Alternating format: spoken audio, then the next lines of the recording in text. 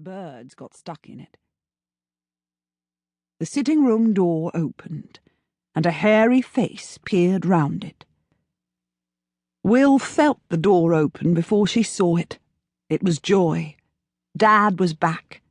She jumped up in one single movement, all speed and legs, and hurled herself into his arms, wrapping her feet around his waist. "Dad!" "Morning! Morning, Wildcat!" Will buried her face in her father's neck. "Morning, Dad," she said, her voice muffled. With most men, Will was tense-muscled. They left her half marvelling and half weary, and she made sure to keep her few steps of distance. She hated having to shake hands with the unknown skin of strangers, but Dad, with his muscled softness, was different. "But I thought you were gone for the day, eh?" said William. Yeah, soon, but I wanted to see your face first, Dad. I missed you." Will had been out at the treehouse last night, asleep in the largeness of the night air by the time her father had gotten home. They could go for days without seeing each other, but she thought it made the happiness when they did sharper, more tangy. "But now," she scrambled up, "I can go, yeah? I haven't fed Shumba, and Simon will be waiting." She turned at the door, wanting to say something that would mean, "I love you. Goodness, how do I love you?" "Faranuka, Dad." Faranuka. Will's Shona was good, and Faranuka was Shona for be happy. Simon was waiting. Simon was Will's best friend. He was everything that she wasn't. A tall, fluid black boy to her waif-like, angular white girl. It hadn't been love at first sight. When Simon had arrived to train as a farmhand, Will had taken one single look and with 6-year-old certainty announced that no, she did not like him. He was flimsy. That was because Simon had enormous bush baby eyes, tender, trusting pools that seemed to hold tears just ready to fall from beneath stupidly curled lashes.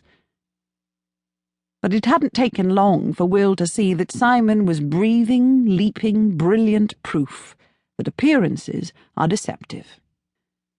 In fact, she knew now, Si was a stretched catapult of a boy, the scourge of the stables.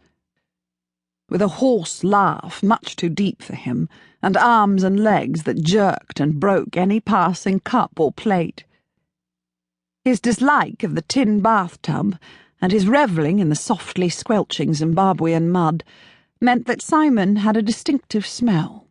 He smelled to the young Will of dust and sap and salt beef. Will had smelled to Simon of earth and sap and mint.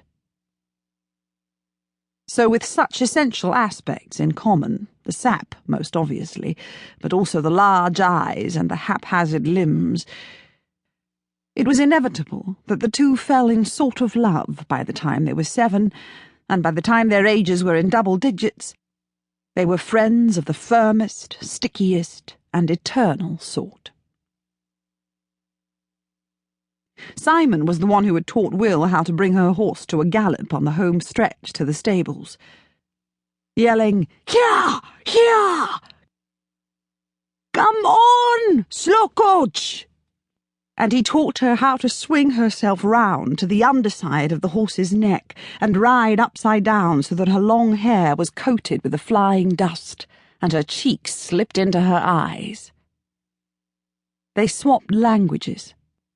He learned her Zimbabwean twanged English, and she, with tongue-poked-out concentration, the basics of his Chikorekore Shona. She showed him how to swim underwater for minutes at a time. The trick was to breathe in slowly beforehand, not a gulp, but patiently, and through pursed lips, like sucking through a straw. Her feet became dark brown and hardened from years of barefoot races across the fields, and her nails were filthy.